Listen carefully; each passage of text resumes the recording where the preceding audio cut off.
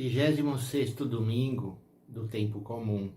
Liturgia hoje nos faz refletir sobre a situação de pobreza, de exploração, de que passam tantas pessoas e, por outro lado, como vivem as pessoas que desprezam os pobres. A primeira leitura é tirada do profeta Amós, um profeta que denunciou fortemente as injustiças sociais do seu tempo. Assim diz o Senhor Todo-Poderoso: ai daqueles que vivem despreocupadamente em Sião, os que se sentem seguros nas alturas de Samaria, os que dormem em camas de marfim, deitam-se em almofadas, comendo cordeiros no rebanho e novilhos do seu gado, os que cantam ao som das harpas, ou como Davi dedilham instrumentos musicais, os que bebem vinho em taças e se perfumam com os mais finos ungüentes e não se preocupam com a ruína de José. Por isso, eles irão agora para o desterro na primeira fila, e o bando dos gozadores será desfeito.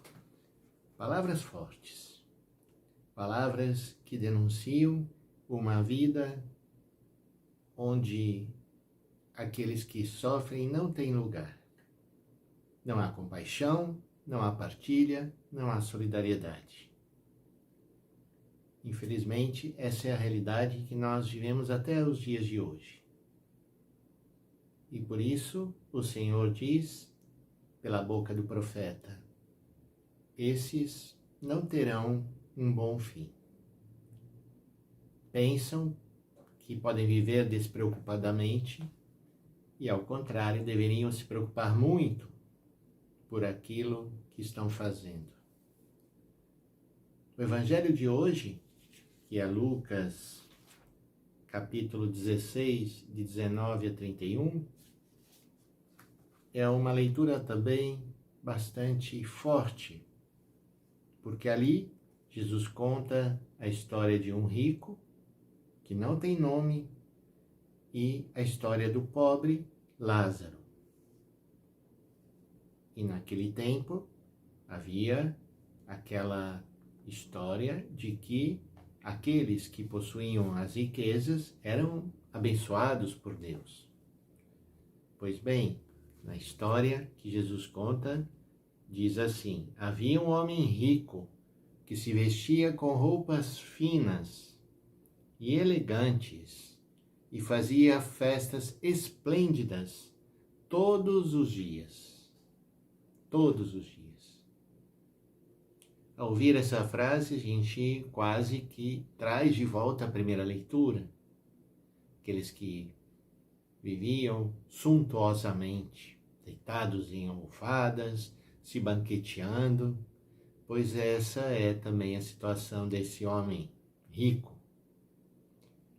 E a leitura continua apresentando Lázaro, um pobre chamado Lázaro, cheio de feridas, estava no chão à porta do rico. Ele queria matar a fome com as sobras que caíam da mesa do rico. E além disso, vinham os cachorros lamber suas feridas. A oposição é clara entre como vivia o rico e como vivia Lázaro. Pois bem, quando o pobre morreu, os anjos o levaram para junto de Abraão. Morreu também o rico e foi enterrado. Na região dos mortos, no meio dos tormentos, o rico levantou os olhos, viu de longe Abraão com Lázaro ao seu lado, e então gritou: Pai Abraão, tem piedade de mim, manda Lázaro molhar a ponta do dedo para me refrescar a língua, sofro muito nestas chamas. Mas Abraão respondeu: Filho, lembra-te que tu recebeste teus bens durante a vida e Lázaro, por sua vez, os males. Agora ele encontra aqui consolo e tu és atormentado. E a palavra mais forte: e além disso, há um grande abismo entre nós, Por mais que alguém desejasse, não poderia passar daqui para junto de vós, e nem os daí poderiam atravessar até nós. E o rico insistiu: eu te suplico, pai, manda Lázaro à casa do meu pai, tenho 5 irmãos, manda preveni-los para que não venham também para este lugar de tormento.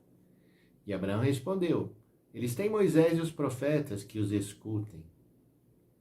O rico insistiu: não, pai Abraão, mas se um dos mortos for até eles, certamente vão se converter. Mas Abraão lhe disse: se não escutam Moisés nem aos profetas, não acreditarão nem mesmo que um morto ressuscite. Nesse evangelho estamos também diante de uma opção: enxergar aquele que está caído à beira da nossa porta, ou fazer de conta que ele não existe e continuar vivendo, se banqueteando, esbanjando, enquanto próximo de nós alguém está passando fome. Portanto, a mensagem é muito clara.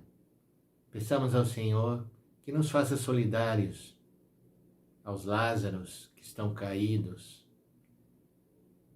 e que tem esse carinho especial da parte de Deus. A leitura não pode ser entendida, como muitos a veem, como se fosse assim: nessa terra, sofrer. Quando morrer, aí sim, o consolo. Não é isso que Jesus está querendo dizer. Ele está querendo dizer que se esse rico tivesse enxergado aquele pobre caído, a sua porta não teria ido para onde foi. Portanto, as nossas atitudes hoje têm as suas consequências para sempre. E por isso é preciso mudar hoje o nosso modo de viver. Peçamos ao Senhor que nos ajude a sermos solidários e damos graças a Deus por tantas pessoas, tantas instituições que se dedicam realmente a servir aqueles mais pobres. Por exemplo, os vicentinos, que se organizam, e tantas comunidades cristãs que recolhem mantimentos e vão visitar aqueles que mais precisam.